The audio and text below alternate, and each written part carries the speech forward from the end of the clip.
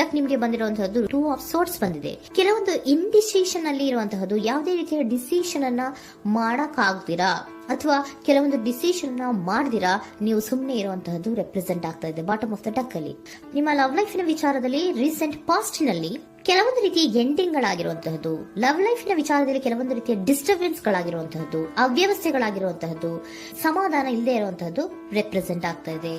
ಯಾಕೆ ಅಂದ್ರೆ love life ನ ವಿಚಾರದಲ್ಲಿ ಯಾವುದೇ ರೀತಿಯ ಪಾಸಿಟಿವ್ ಬದಲಾವಣೆಗಳಾಗುತ್ತಾ ಅನ್ನುವಂತಹದ್ದು ನೀವು ಪಾಸ್ಟ್ ನಲ್ಲಿ ನೀವು ನಿಮ್ಮ ಲವ್ ಲೈಫ್ ನಲ್ಲಿ ನೀವು ಆಲೋಚನೆಯನ್ನ ಮಾಡಿದ್ದೀರಿ, ಕೆಲವೊಂದು ಬದಲಾವಣೆಗಳಾಗುವಂತ ಸಾಧ್ಯತೆಗಳಿದೆಯಾ ಅಂತ. ಆದ್ರೆ ಎಂಡಿಂಗ್ ಗಳಾಗಿರುವಂತಹದ್ದು ಯಾವುದೇ ರೀತಿಯ ಸರಿ ಹೋಗಿಲ್ದೇ ಇರುವಂತಹದ್ದು ರೆಪ್ರೆಸೆಂಟ್ ಆಗ್ತಾ ಇದೆ. ತುಂಬಾ ಆಲೋಚನೆಯನ್ನ ಮಾಡಿರುವಂತಹದ್ದು ನಿಮ್ಮ ಲವ್ ಲೈಫಿನ ವಿಚಾರವಾಗಿ ನಿದ್ರಾಹೀನತೆಗಳಾಗಿದೆ.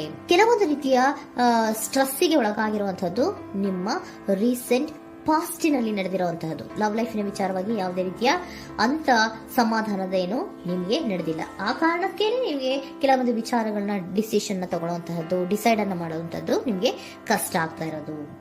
ನೀವು ಪ್ರೆಸೆಂಟ್ ಸಿಚುಯೇಷನ್ ಅಲ್ಲಿ ಬರುವಂತಹ ಆಫರ್ಗಳನ್ನ ನೀವು ಏನ್ ಮಾಡ್ತಾ ಇದ್ದೀರಾ ಅಂದ್ರೆ ರಿಜೆಕ್ಟ್ ಮಾಡ್ತಾ ಇದ್ದೀರಾ ಅಥವಾ ಮಿಸ್ ಮಾಡ್ಕೋತಾ ಇದ್ದೀರಾ. ಕೆಲವೊಂದು ಆಪರ್ಚುನಿಟೀಸ್ ಗಳು ಬಂದ್ರೂ ಕೂಡ ಅದರ ಬಗ್ಗೆ ನೀವು ಕರೆಕ್ಟ್ ಆಗಿ ಗಮನವನ್ನ ಕೊಡ್ತಾ ಇಲ್ಲ.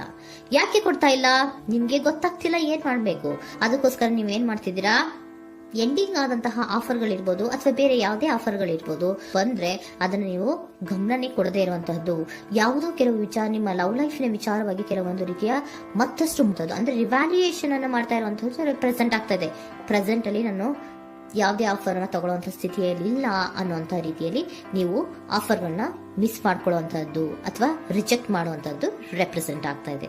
ನೆಕ್ಸ್ಟ್ ಕಾರ್ಡ್ ಬಂದಿರುವಂತಹದ್ದೇನು, ಪ್ರೆಸೆಂಟ್ ನಲ್ಲಿ ಪೇಜ್ ಆಫ್ ಸೋರ್ಟ್ಸ್ ಬಂದಿದೆ. ಯಾವುದೋ ಒಂದು ನಿಮ್ಮ ಲವ್ ಲೈಫಿನ ವಿಚಾರವಾಗಿ ಬಹಳಷ್ಟು ಕ್ಯೂರಿಯಾಸಿಟಿಯಿಂದ ಏನೋ ವಿಚಾರವನ್ನ ತಿಳ್ಕೊತಾ ಇದ್ದೀರಾ, ಬಹಳಷ್ಟು ಕ್ಯೂರಿಯಾಸಿಟಿಯಿಂದ ತಿಳ್ಕೊತಾ ಇದ್ದೀರಾ ಏನಾಗ್ತಾ ಇದೆ, ಹೇಗಾಗ್ತಾ ಇದೆ ಅಂತ. ತುಂಬಾನೇ ನೀವು ಕೆಲವೊಬ್ರು ಲವ್ ಲೈಫಿನ ವಿಚಾರದಲ್ಲಿ ತುಂಬಾನೇ ಮಾತು ಕೂಡ ಆಡ್ತಾ ಇರುವಂತಹದ್ದು ರೆಪ್ರೆಸೆಂಟ್ ಆಗ್ತಾ ಇದೆ.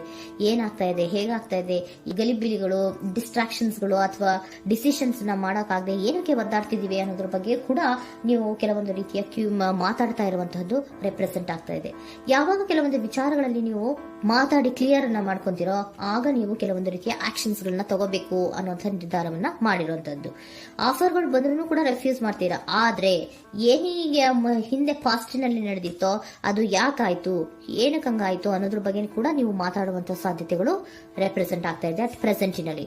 ಆಮೇಲೆ ನೀವು ಮಾತಾಡಿದ್ಮೇಲೆ ಕೆಲವೊಂದು ರೀತಿಯ ನಿರ್ಧಾರಗಳನ್ನ ಮಾಡುವಂತಹದ್ದು. ನೈಟ್ ಆಫ್ ವ್ಯಾಂಡ್ಸ್ ಬಂದಿದೆ. ಸೊ ಆವಾಗ ನೀವು ನಿಮ್ಮ ಕೆಲವೊಂದು ವಿಚಾರಗಳಲ್ಲಿ ಕ್ಲಾರಿಟಿಗೆ ಬಂದ್ಮೇಲೆ ನಿಮ್ಮ ಲವ್ ಲೈಫಿನ ವಿಚಾರದಲ್ಲಿ ಕೆಲವೊಂದು ಆಕ್ಷನ್ ಗಳನ್ನ ತಗೊಳ್ಳುವಂತಹದ್ದು ರೆಪ್ರೆಸೆಂಟ್ ಆಗ್ತಾ ಇದೆ. ಹಾಗೆ ಏನ್ ಆಕ್ಷನ್ಸ್ ಗಳನ್ನ ತಗೋತೀರಾ, ಈಗ ಕೆಲವೊಂದು ರೀತಿಯ ಆಫರ್ಗಳನ್ನ ನೀವು ಬಂದಂತಹ ಆಫರ್ಗಳನ್ನ ನೀವು ಏನ್ ಮಾಡಿದೀರಾ, ರೆಫ್ಯೂಸ್ ಅನ್ನ ಅಟ್ ಪ್ರೆಸೆಂಟ್ ಅಲ್ಲಿ ಮಾಡಿದ್ದೀರಾ. ಈಗಲೂ ಕೂಡ ನೀವು ಬಂದಂತಹ ಆಫರ್ ಅನ್ನ ನೀವೇನ್ ಮಾಡ್ತೀರಾ, ರೆಫ್ಯೂಸ್ ಅನ್ನ ಮಾಡ್ತೀರಾ ಅಥವಾ ರಿಜೆಕ್ಟ್ ಅನ್ನ ಮಾಡ್ತೀರಾ. ಯಾಕೆ? ಸೆಕೆಂಡ್ ಕಾರ್ಡ್ ನಿಮ್ಗೆ ಇಮಿಡಿಯೇಟ್ ಫ್ಯೂಚರ್ ನಲ್ಲಿ ಸೆಕೆಂಡ್ ಕಾರ್ಡ್ ಬಂದಿರೋದು ಯಾವುದು, ಹಾರ್ಮೆಟ್ ಕಾರ್ಡ್ ಬಂದಿದೆ. ಸೊ ಲೋನ್ಲಿನೆಸ್ ಅನ್ನ ರೆಪ್ರೆಸೆಂಟ್ ಮಾಡುತ್ತೆ. ಯಾಕೆ ಲೋನ್ಲಿನೆಸ್ ಅನ್ನ ರೆಪ್ರೆಸೆಂಟ್ ಮಾಡುತ್ತೆ? ಬೇಡಪ್ಪ, ಈ ಜಗ್ಲಿಂಗ್ಗಳೇ ಬೇಡ. ತುಂಬಾ ಜಗ್ಲಿಂಗ್ ಇದೆ ನಿಮ್ಮ ಲವ್ ಲೈಫಿನ ವಿಚಾರದಲ್ಲಿ. ಕೆಲವೊಬ್ಬರಿಗೆ ತುಂಬಾ ಜಗ್ಲಿಂಗ್ ಇದೆ. ಯಾವಾಗ್ಲೂ ಬ್ಯಾಲೆನ್ಸ್ ಅನ್ನ ಮಾಡ್ತಾ ಇರ್ಬೇಕು. ಈ ಕಡೆಗೆ ಹೇಳಿದ್ರೆ ಆ ಕಡೆಗೆ ಹೋಗುತ್ತೆ, ಆ ಕಡೆಗೆ ಹೇಳಿದ್ರೆ ಈ ಕಡೆಗೆ ಬರುತ್ತೆ. ಯಾವ ಕಡೆ ಅಂತ ಮಾಡೋದು ಅನ್ನುವಂತಹ ಆಲೋಚನೆಯನ್ನ ಮಾಡ್ತಾ ಇರುವಂತದ್ದು. ಸದ್ಯಕ್ಕೆ ಯಾವುದೇ ಆಫರ್ ಬೇಡ, ಸ್ವಲ್ಪ ಒಂಟಿಯಾಗಿರೋಣ ಅಂತ ನೀವು ಆಲೋಚನೆಯನ್ನ ಮಾಡ್ತಾ ಇರುವಂತದ್ದು ರೆಪ್ರೆಸೆಂಟ್ ಆಗ್ತಾ ಇದೆ. ಮತ್ತೆ ಕೆಲವೊಬ್ಬರಿಗೆ ಕೆಲವೊಂದು ರೀತಿಯ ಕ್ಯೂರಿಯಾಸಿಟಿಯಿಂದ ಏನಾಗ್ತಾ ಇದೆ ಅಂತ ವಿಷಯಗಳನ್ನ ತಿಳ್ಕೊಂಡ್ಮೇಲೆ ಕೆಲವೊಂದು ಆಕ್ಷನ್ಸ್ ಗಳನ್ನ ತಗೊಳ್ಳುವಂತದ್ದು ಕೂಡ ರೆಪ್ರೆಸೆಂಟ್ ಆಗ್ತಾ ಇದೆ. ಯಾವುದೇ ರೀತಿಯ ಭಯ ಇಲ್ಲದೆ ವಿಷಯಗಳನ್ನ ತಿಳ್ಕೊಂಡು ನೀವು ಆಫರ್ಗಳನ್ನ ಅಟ್ ಪ್ರೆಸೆಂಟ್ ಅಲ್ಲಿ ರೆಫ್ಯೂಸ್ ಮಾಡೋ ಸಾಧ್ಯತೆಗಳು ಕೂಡ ಕೆಲವೊಬ್ಬರಿಗೆ ರೆಪ್ರೆಸೆಂಟ್ ಆಗ್ತದೆ. ಯಾಕೆ ಆಫರ್ಗಳನ್ನ ರೆಫ್ಯೂಸ್ ಮಾಡ್ತೀರಾ? ನಿಮ್ಮ ಲವ್ ಲೈಫಿನ ವಿಚಾರದಲ್ಲಿ ಬರೀ ಜಗ್ಲಿಂಗ್, ತುಂಬಾ ಬ್ಯಾಲೆನ್ಸ್ ಅನ್ನ ಮಾಡ್ಬೇಕು. ಯಾವ ಕಡೆ ಮಾಡ್ಬೇಕು, ಹೇಗ್ ಮಾಡ್ಬೇಕು ಗೊತ್ತಾಗದೇ ಇಲ್ಲ. ನೀವೇನ್ ಮಾಡ್ತೀರಾ, ಸ್ವಲ್ಪ ದಿನದ ಮಟ್ಟಿಗೆ ನಾನು ಲೋನ್ಲಿ ಆಗಿರ್ಬೇಕು ಅನ್ನೋದನ್ನ ಇಲ್ಲಿ ನಿಮ್ಗೆ ಲವ್ ಲೈಫಿನ ವಿಚಾರವಾಗಿ ರೆಪ್ರೆಸೆಂಟ್ ಆಗ್ತಾ ಇದೆ. ಈ ಎಲ್ಲಾ ಕನ್ಫ್ಯೂಷನ್ಸ್ ಇರೋದ್ರಿಂದಲೇ ನಿಮ್ಗೆ ಬಾಟಮ್ ಆಫ್ ದ ಡಕ್ ಬಂದಿರುವಂತಹದ್ದು 2 ಆಫ್ ಸೋರ್ಟ್ಸ್ ಬಂದಿರುವಂತಹದ್ದು. ಸೊ ಇಂಡಿಸಿಷನ್ ಆಗ್ತಾ ಇರೋಂಥದ್ದು. ಏನ್ ಮಾಡ್ಬೇಕು ಗೊತ್ತಾಗಲ್ಲ. ಅದಕ್ಕೇನೆ ನೀವು ಇಲ್ಲಿ ಕುತ್ಕೊಂಡ್ಬಿಟ್ಟಿದ್ದೀರಾ.